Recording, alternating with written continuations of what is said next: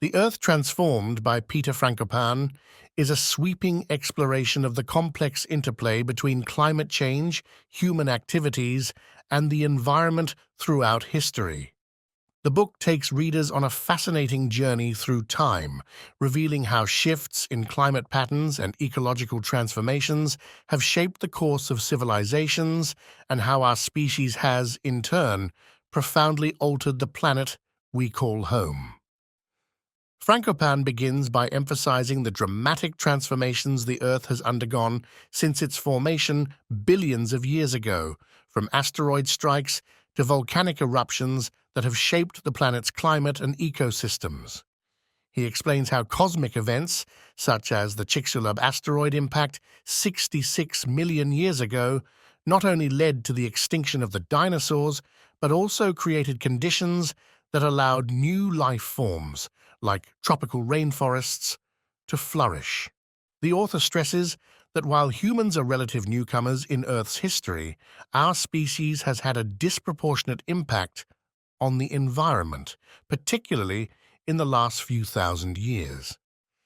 The book traces the evolution of early humans, from the emergence of Homo sapiens in Africa to their spread across the globe, highlighting how our ancestors adapted to changing climates and developed new technologies, such as controlling fire and creating stone tools. Frankopan also delves into the complex relationship between early humans and the environment, explaining how the domestication of plants and animals, which began around 12,000 years ago, transformed human societies and ecosystems. The rise of agriculture allowed for larger populations and the development of cities, but it also led to deforestation, soil erosion, and the extinction of certain species.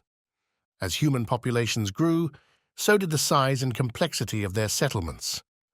The book explores the rise of early cities in Mesopotamia, Egypt, the Indus Valley, and China, emphasizing how they were shaped by their local environments and resources. Frankopan also examines the development of long-distance trade networks such as the Silk Roads, which connected these early civilizations and facilitated the exchange of goods, ideas, and technologies. Throughout the book, Frankopan highlights the profound impact that human activities have had on the environment. He cites examples of how early civilizations exploited natural resources, such as cutting down forests for timber and overfishing, which led to ecological degradation and even collapse.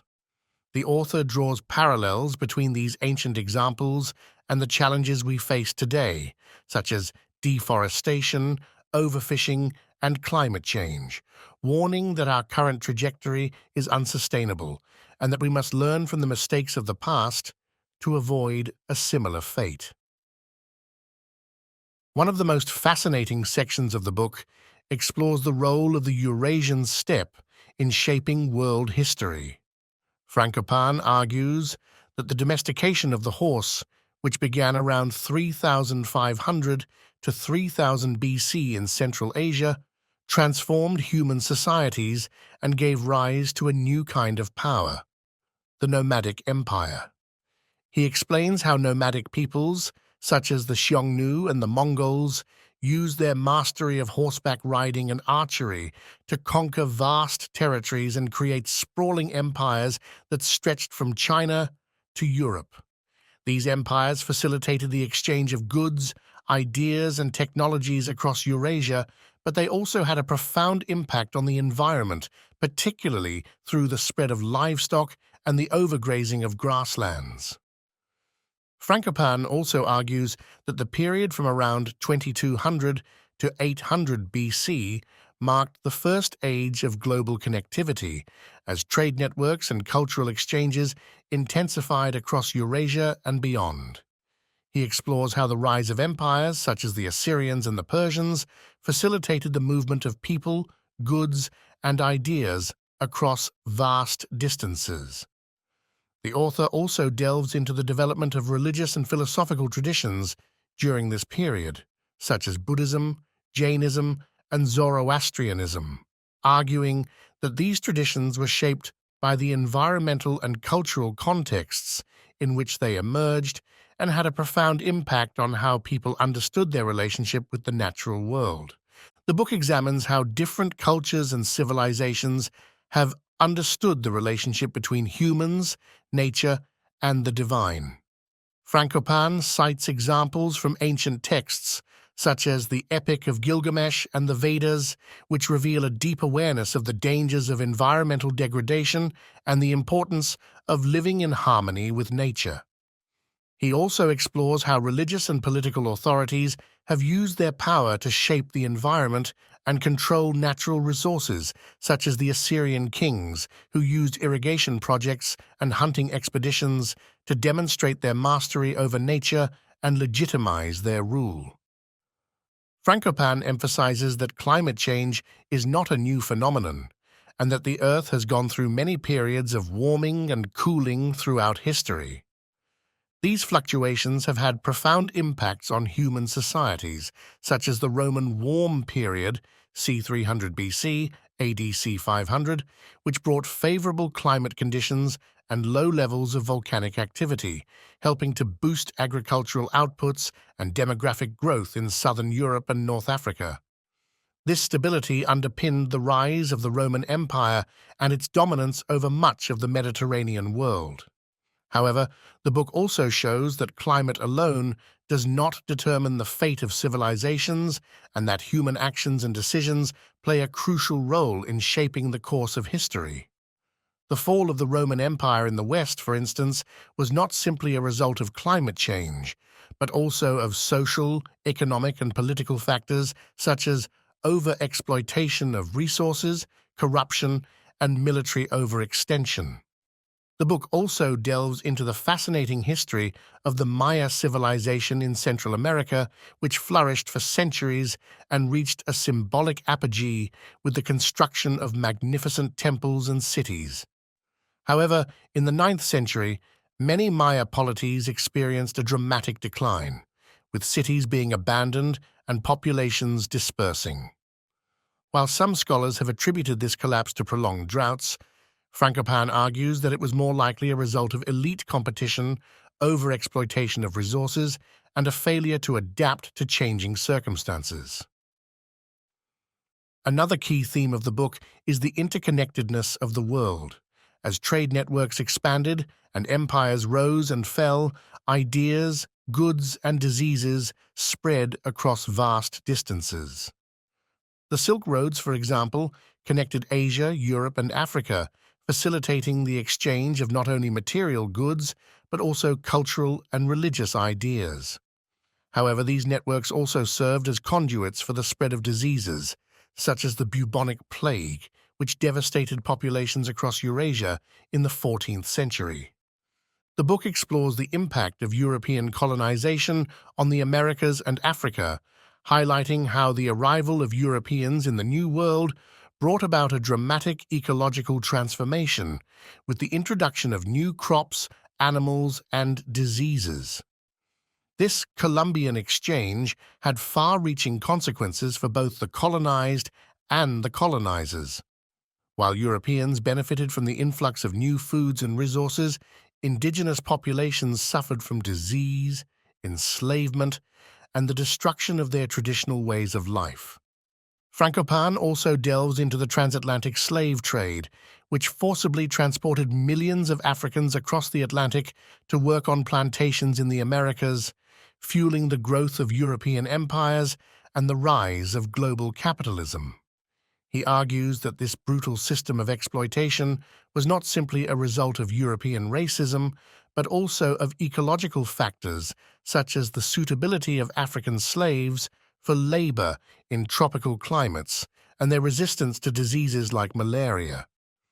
The book also examines the history of the Little Ice Age, a period of global cooling that lasted from the 16th to the 19th centuries. This period saw widespread crop failures, famines, and social unrest across Europe and Asia. Some scholars have even linked the Little Ice Age to the rise of the Industrial Revolution, arguing that the need to adapt to harsher climate conditions spurred technological innovation and the search for new sources of energy. Moving into the modern era, Frankopan explores the profound environmental changes brought about by the Industrial Revolution, which ushered in an era of unprecedented economic growth and technological progress. However, it also caused widespread air and water pollution, as well as the rapid depletion of natural resources like forests and fisheries.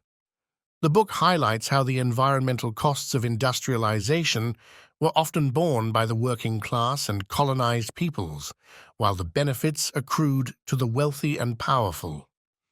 In the 20th century, the book examines how the two world wars and the Cold War accelerated environmental destruction and resource extraction. The demand for raw materials like rubber, oil, and uranium led to the exploitation of ecosystems and indigenous peoples in the global south. Frankopan also explores how the Green Revolution, while boosting agricultural productivity, had unintended consequences like soil degradation, water pollution, and the loss of biodiversity. The book then turns to the contemporary era, marked by globalization, urbanization, and anthropogenic climate change. It discusses how the rapid growth of cities and the expansion of international trade have contributed to air and water pollution, deforestation, and the spread of invasive species. Frankopan also examines the devastating impacts of climate change, such as rising sea levels, more frequent and intense natural disasters, and the loss of biodiversity. He argues that the current environmental crisis is fundamentally a product of the unsustainable consumption patterns and inequalities of the global economic system, highlighting how the wealthiest nations and individuals have the largest ecological footprints, while the poorest and most vulnerable communities bear the brunt of environmental degradation and climate change. Despite the grim prognosis, Frankopan also highlights the many ways in which humans have adapted to changing climatic conditions in the past and the potential for innovation and collaboration to help us meet the challenges of the future. He cites examples of successful efforts to reduce greenhouse gas emissions, such as the adoption of renewable energy sources and the implementation of carbon pricing schemes, as well as promising new technologies like carbon capture and storage. However, the author also cautions against relying too heavily on technological fixes, noting that they often come with unintended consequences and may not address the root causes of the problem. Instead, he argues that we need a fundamental shift in the way we think about our relationship with the natural world, one that recognizes our interdependence and the limits of our ability to control and exploit it. One of the key themes of the book is the idea that climate change is not just an environmental issue, but a social and political one as well. Frankopan notes that the impacts of global warming are not evenly distributed, with poor and marginalized communities often bearing the brunt of the damage. He argues that addressing climate change will require not just technological solutions, but also a reckoning with the underlying inequalities and injustices that have contributed to the crisis. The book also explores the potential geopolitical implications of climate change, noting that as resources become scarcer and weather patterns more unpredictable, conflicts over land, water, and other essential goods are likely to intensify. Frankopan cites the example of Syria, where a prolonged drought in the early 2000s helped fuel the social and political unrest that eventually led to civil war, as well as the ongoing disputes over water rights in the Nile River basin. Despite these challenges, Frankopan remains cautiously optimistic about the future, arguing that humans have a remarkable capacity for adaptation and resilience. He notes that while the road ahead will be difficult, there are signs of progress, from the growing global movement for climate action to the increasing adoption of sustainable practices by businesses and governments around the world.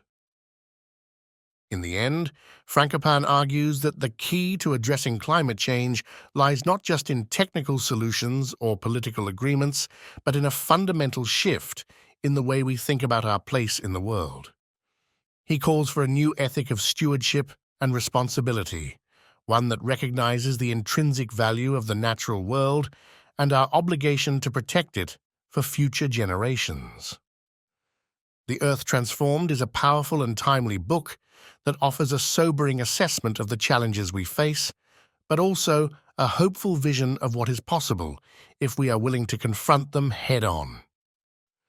By weaving together insights from science, history, and politics, Frankopan provides a compelling case for action and a roadmap for navigating the uncertain terrain ahead.